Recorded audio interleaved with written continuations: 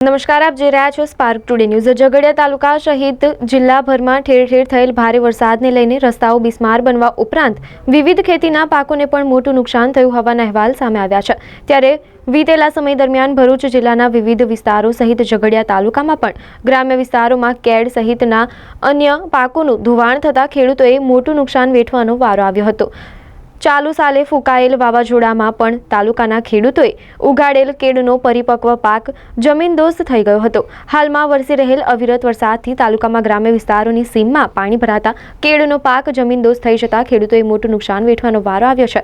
ભારે વરસાદને લઈને ખેતરોમાં ઉગાડેલ વિવિધ પાકોનું ધોવાણ થઈ જતું હોય છે। મળતી વિગતો મુજબ હાલમાં થઈ રહેલ વ્યાપક મેઘવર્ષાને લઈને તાલુકામાં કેળના છોડ નીચે પડી જતા ખેડૂતોએ મોટું નુકસાન વેઠવાનો વારો આવ્યો છે।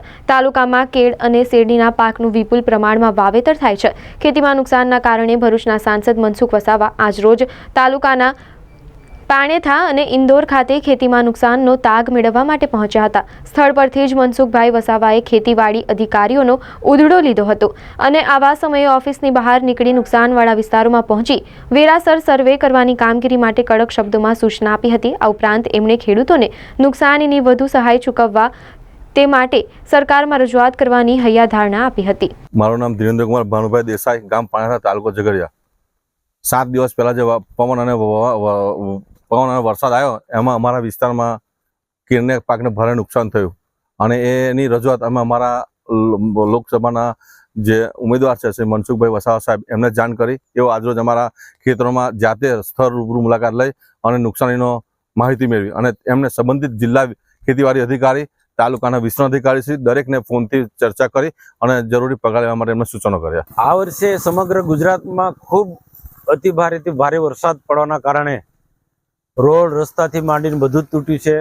ક્યાંક ક્યાંક પૂરના કારણે લોકોના ઘરોમાં, સોસાયટીમાં પાણી આવી ગયા છે અને સાથે સાથે તેટલું જ ખેડૂતોને પણ આખા ગુજરાતભરની અંદર નુકસાન થયું છે। ભરૂચ જિલ્લામાં પણ આ ઝઘડિયા તાલુકાના ઇન્દોર વિસ્તાર, પાણેથા વિસ્તાર અને ગોવાલી વિસ્તાર જે નર્મદા કાંઠે આવ્યો છે, ગોવાલી વિસ્તારમાં તો આખા 4 થી 5 ગામોમાં ખેતરોમાં પાણી ફરી વળ્યા છે અને કેટલાક રેલવે ટ્રેકની આસપાસ, બુલેટ ટ્રેન કે પછી એક્સપ્રેસવેની આસપાસ પણ પાણી ભરાઈ જવાના કારણે ખેડૂતોનો માલ પાણીમાં આજે છે। આજે ઇન્દોર પાણેથા ગામની મુલાકાતે છે। અહીંયા અઠવાડિયાથી ખેડૂતોના જે ત્રીજો કે ચોથો ક્રોપ કે બીજો ને ત્રીજો ક્રોપ કે એમાં જે કેળો 15-20 દિવસ મહિનાની અંદર કપાવાની હોય એ ભારે વજનના કારણે એવી પવનના ભારે વરસાદના કારણે પડી ગઈ છે। તો આજે એની મુલાકાત માટે આવ્યા છે।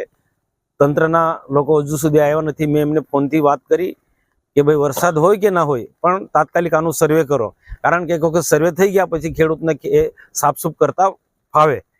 તો જિલ્લાના અને તાલુકાના જે આની સાથે જોડાયેલા અધિકારીઓને મેં અહીંયાથી ફોનથી મેસેજથી જાણ કરી કે તાત્કાલિક સર્વે કરો અને જે પણ સરકારમાંથી જે સહાય મળે છે એ સહાય ઝડપથી એમને ખેડૂતોને મળે એ રીતના રજૂઆત કરી છે। આખા ભરૂચ જિલ્લામાં જ આ પ્રકારના જે ખેડૂતોને નુકસાન થયું છે એ ખેડૂતોને પૂરેપૂરું નુકસાની મળે એના માટે સરકારમાં અમે રજૂઆત કરીશું।